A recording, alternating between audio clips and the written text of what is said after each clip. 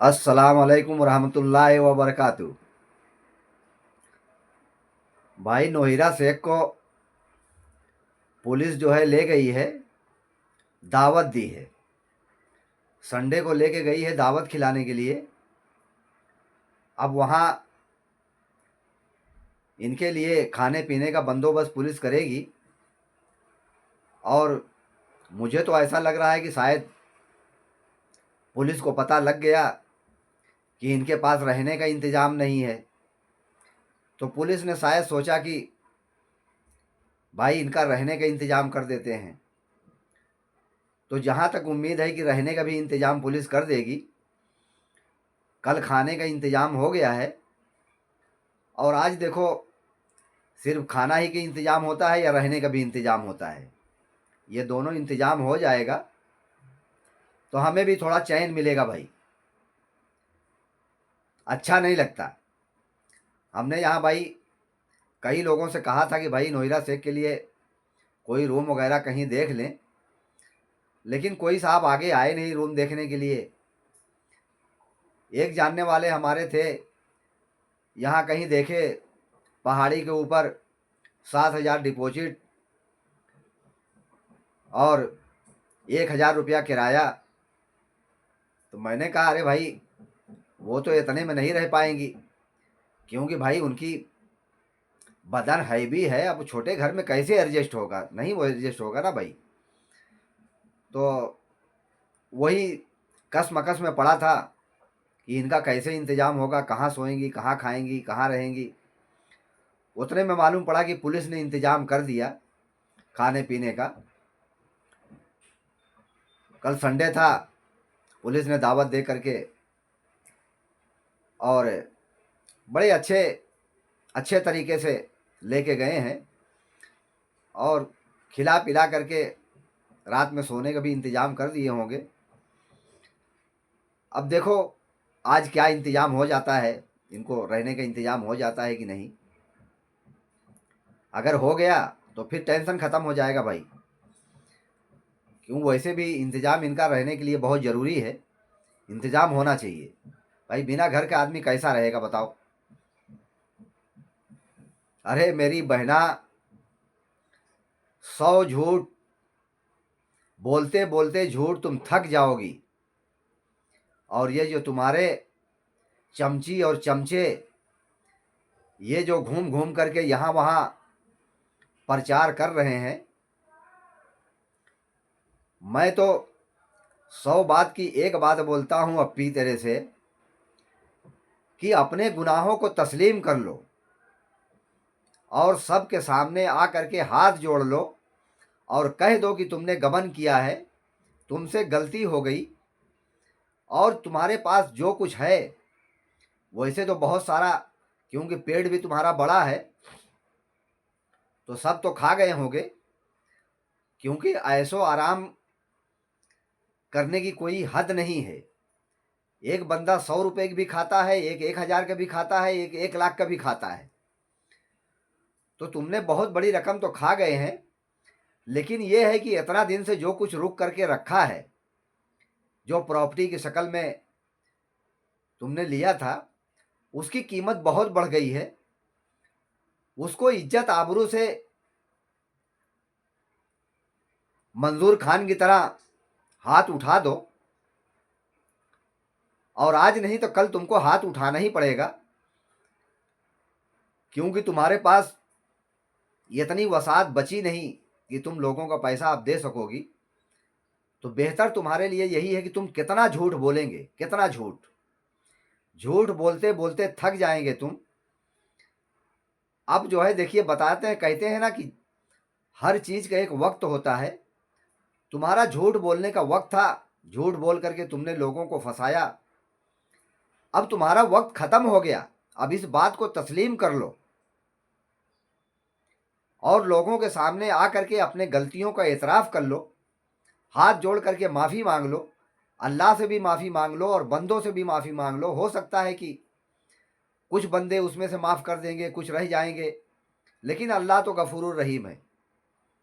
अगर तुम अल्लाह के सामने भी तौबा करोगी तो हो सकता है अल्लाह तुम्हारे सारे गुनाहों को माफ़ कर दे।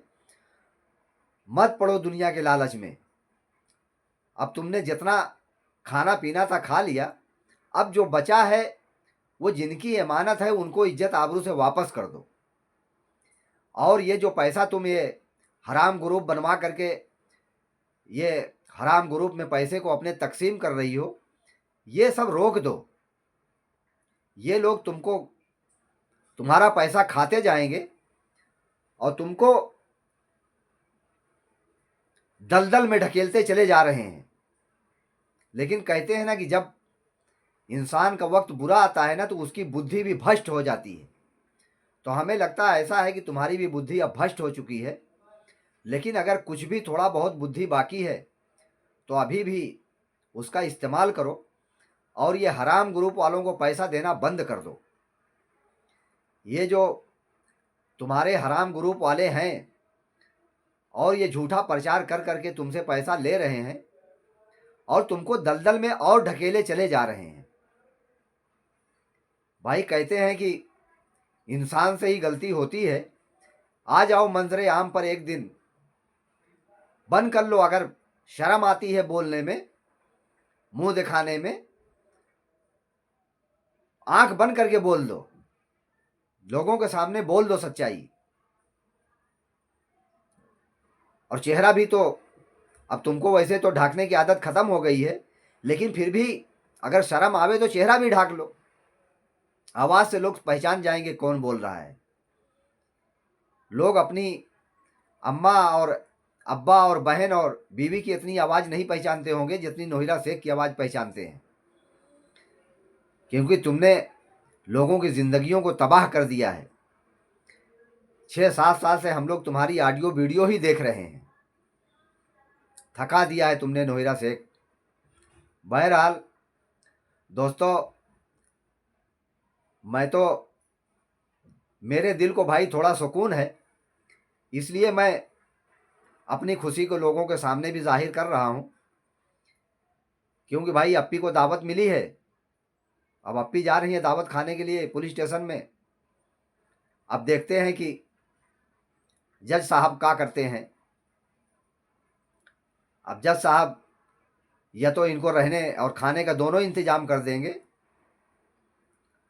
और या बोल देंगे कि जाओ थोड़ा दिन और बाहर घूम खा लो, कहीं रह लो। अब वो तो जज साहब ही बता पाएंगे। ठीक है भाई, मैं क्या बोलूं, शब्द नहीं मिलते बोलने के। यानी अभी भी इतना सब हो जाने के बाद अभी भी इनके हराम ग्रुप वाले जो है प्रचार ऐसा कर रहे हैं जैसे लगता है कि नोहिरा शेख से पाक दामन औरत इस दुनिया में कोई नहीं। अरे हराम खाने वालों, अल्लाह का खौफ करो, सब के सब मुसलमान हो। अगर कोई गैर होता तो हम कहते कि चल भाई ये ईमान वाला नहीं है।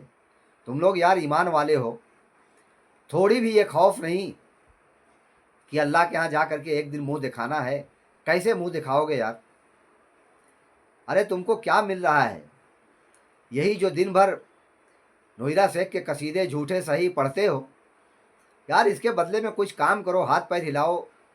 अल्लाह ने सबको अच्छी तंदुरुस्ती, अच्छी सेहत, अच्छा दिमाग दिया है। अपने दिमाग का सही इस्तेमाल करो। दिमाग भाई, हमारी ज़बान, हमारा दिमाग, हम इसको अख्तियार करने का, इस्तेमाल करने का अल्लाह ने सबको अख्तियार दे रखा है कि हम इसको चाहे तो अच्छाई की तरफ लेके जावें और चाहे तो बुराई की तरफ लेके जावें।